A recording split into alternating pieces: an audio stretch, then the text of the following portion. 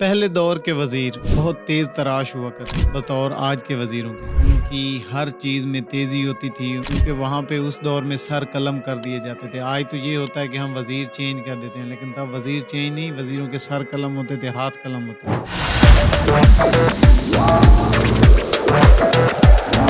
السلام علیکم ناظرین، آپ دیکھ رہے ہیں رضوان حیدر آفیشیل اور میں ہوں رضوان حیدر۔ آج آپ کے سامنے ایک کہانی پیش کرنے جا رہا ہوں۔ امید کرتا ہوں آپ کمنٹ سیکشن میں آ کے مجھے اس کا نتیجہ ضرور بتائیں گے کہ آپ نے کیا سیکھا ہے اس کہانی میں۔ ایک وقت تھا، ایک بادشاہ کے دور کی بات کر رہا ہوں کہ گیدڑ رات کو شور کرتے تھے، تو بادشاہ نے دن ہوا تو اپنے وزیر کو بلایا کہ رات کو گیدڑ بہت شور کر رہے تھے، کیا وجوہات ہیں، معلومات دی جائے مجھے۔ وزیر بہت تیز ہوا کرتے تھے تو وزیر نے جواب دیا، سرکار گیدڑوں کو بھوک لگی تھی جس وجہ سے انہوں نے شور مچایا ہوا تھا، ان کے پاس کھانے پینے کا مال نہیں تھا، جیسا کہ آپ کو پتہ ہی ہے کھانے پینے کی قلت ہوئی ہے۔ تو بادشاہ نے فوراً سے حکم دیا وزیر کو اور دوسرے وزیروں کو بھی بلایا کہ ان گیدڑوں کے کھانے پینے کا بندوبست کیا جائے۔ اب صاف سی بات ہے وزیر تیز تھے تو انہوں نے کھانے پینے کا سامان منگوایا، کچھ اپنے گھر بھیجا، کچھ رشتہ داروں کے گھر بھیجا اور کچھ دوستوں احبابوں کو دے دیا، اور اوپر آرڈر بند کر دیا کہ ہم نے سامان گیدڑوں کو پہنچوا دیا ہے، ان کے کھانے کا انتظام ہو گیا۔ اگلی رات آئی تو پھر سے گیدڑوں نے شور مچایا۔ جب شور مچایا گیا تو بادشاہ نے پھر سے وزیر کو بلایا اور وزیر کو بلا کر پوچھا کہ بتاؤ یہ دوبارہ کیوں شور کر رہے ہیں، کھانے پینے کا بندوبست نہیں ہوا ان کا؟ وزیر نے جواب دیا کہ سرکار کھانے پینے کا تو بندوبست ہو گیا تھا، اب ٹھنڈ ہے، کیا کریں، ٹھنڈ کی وجہ سے وہ دوبارہ شور کر رہے ہیں۔ تو بادشاہ سلامت نے حکم دیا کہ آپ ان کے لیے ان کے بستر یا کمبل کا انتظام کروا دیں۔ تو ان کے حکم کرنے کی دیر تھی، وزیر آپ کو بتایا کہ بہت سیانے تھے، تو وزیروں نے پھر سے وہی کام کیا، کمبل لیے، بستر لیے، کچھ اپنے گھر لے گئے، کچھ رشتہ داروں کو دیے اور کچھ دوستوں کو دے دیے۔ اس طرح سے انہوں نے سردی کا بھی پورا ان کا انتظام کر دیا اور اوپر حکم بند کر دیا کہ جی ہم نے ان کے سردی کے بستر جو ہیں وہ پہنچوا دیے۔ تیسری رات ہوئی، گیدڑوں نے پھر سے شور مچایا اور کافی زیادہ شور کیا، تو بادشاہ سلامت غصے میں آئے اور باہر آ کے انہوں نے اپنے وزیروں کو اکٹھا کیا اور پوچھا کہ ان کے کھانے پینے کا بندوبست بھی ہو گیا، ان کے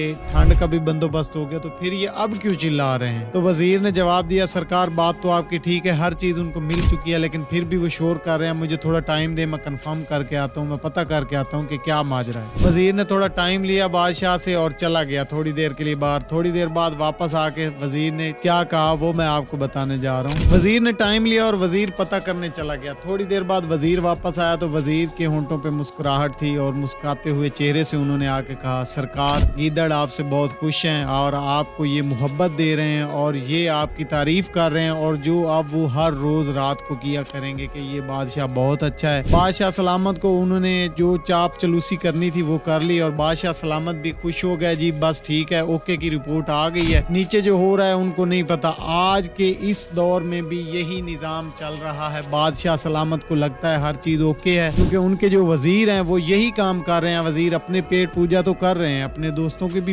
پیٹ پوجا کر رہے ہیں، اپنے رشتہ داروں کی بھی کر رہے ہیں، لیکن جو نیچے جو گیدڑ ہیں، جو رینگ رہے ہیں، جن کے پاس کھانے کے لیے کچھ نہیں ہے، جو بھوک سے بلا رہے ہیں، جو سڑکوں پہ سو رہے ہیں، ان کی فکر کسی کو نہیں ہے، کیونکہ ہمارے بادشاہ کے پاس اوکے کی رپورٹ جاتی ہے کہ بادشاہ سلامت نیچے ہر چیز اوکے ہے، کوئی مہنگائی نہیں ہے، کوئی مسئلہ نہیں ہے، کوئی غریب نہیں ہے۔ آج کی کہانی آپ بالکل صحیح سمجھے ہوں گے، میں کس کو کہہ رہا ہوں اور کس کو سنا رہا ہوں، آپ سمجھ گئے ہوں گے تو کمنٹ باکس میں مجھے ضرور بتائیے گا۔ آج کے لیے اتنی، اپنا بہت زیادہ خیال رکھیے گا، اللہ نگہبان۔